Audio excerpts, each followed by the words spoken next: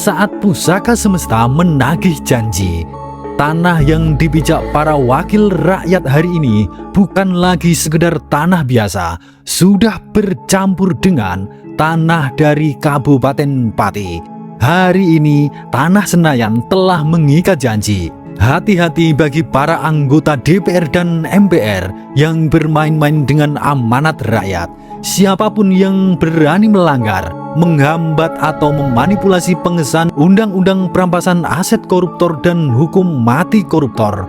Assalamualaikum warahmatullahi wabarakatuh. Salam rahayu buat panjenengan semua. Ada getaran yang berbeda dari Tanah Senayan hari ini.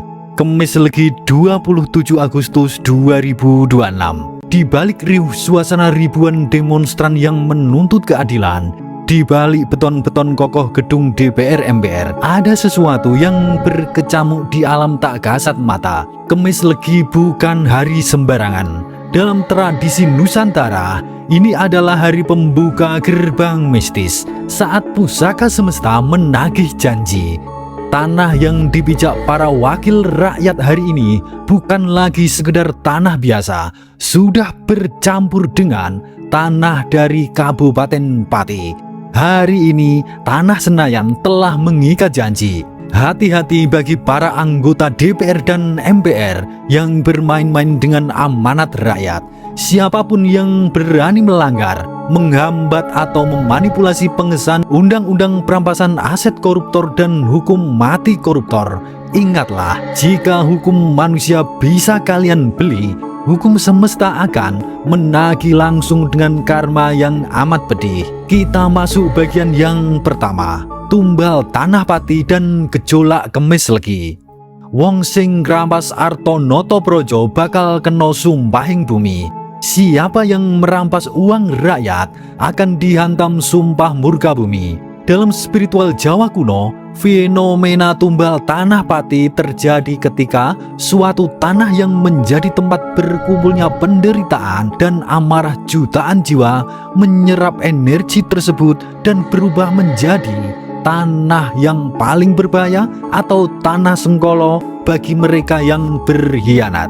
Pada hari Kemis Legi ini, amarah rakyat atas korupsi bukan sekedar teriakan di jalanan. Amarah itu menyatu dengan getaran gaib Nusantara.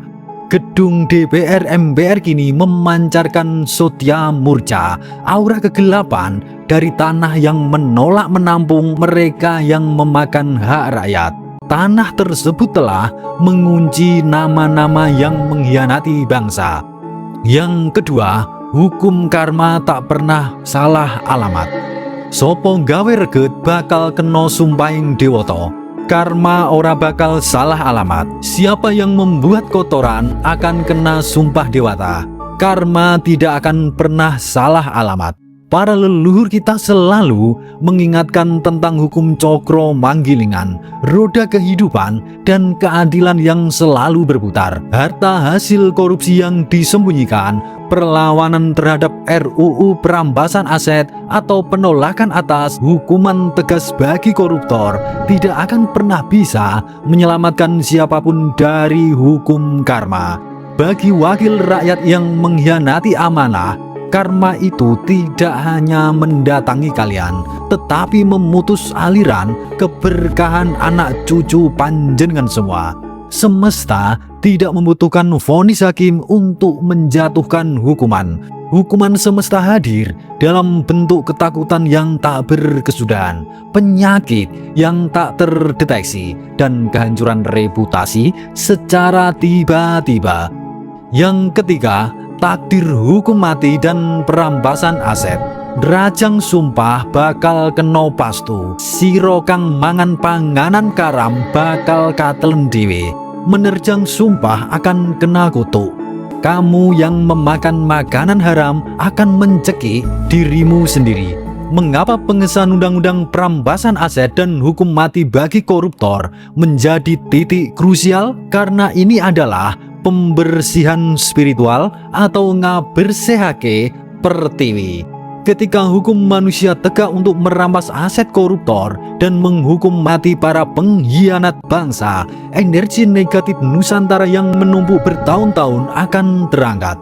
Namun jika undang-undang ini dipersulit dan dimainkan demi kepentingan pribadi atau kelompok, maka tumbal tanah pati akan bekerja secara alami. Tanah Senayan akan menjadi tempat di mana karir, kesehatan, dan ketenangan jiwa para pelanggar amanat lenyap tanpa bekas. Yang keempat, sebuah peringatan dari leluhur Nusantara. Eling lan waspodo, Surodiro Joyo Ningrat lebur dening pangastuti. Ingat dan waspadalah, segala kejahatan dan kesombongan akan lebur oleh kebaikan dan keadilan. Spiritual Nusantara tidak diajarkan untuk membenci, melainkan untuk mengingatkan. Falsafah Surodiro Joyo Ningrat lebur dening pangastuti menggelegar di hari Kemis Legi ini. Kekuasaan setinggi apapun, perlindungan politik sekuat apapun akan lebur ketika berhadapan dengan keadilan yang hakiki. Ini adalah peringatan penuh kasih sayang dari alam semesta bagi para anggota DPR dan MPR yang masih memiliki nurani. Dengarkanlah getaran tanah air panjenengan semua. Dengarkan jeritan rakyat di luar gedung. Kembalikan hak rakyat. Sahkan undang-undang yang adil dan bersihkan diri sebelum semesta bertindak dengan caranya yang kejam. Wong jujur bakal luhur, wong salah bakal seleh. Orang jujur akan mulia, orang yang bersalah akan tertunduk kalah. Semesta sedang mengamati setiap keputusan yang diambil di dalam gedung megah itu pada hari ini akan dicatat oleh alam raya. Kita sebagai bagian dari Nusantara, mari kita terus berdoa dan mengawal keadilan agar negeri ini dibersihkan dari mara bahaya dan ketakutan. Bagaimana menurut pandangan panjenengan semua mengenai getaran spiritual di Kemis Legi ini? Apakah panjenengan merasakan perubahan energi Nusantara untuk keadilan bangsa kita? Tuliskan pandangan dan doa terbaik panjenengan di kolom komentar. Rahayu, Rahayu, Rahayu. Surodiro Joyo Ningrat lebur dening pangastuti. Wassalamualaikum warahmatullahi wabarakatuh.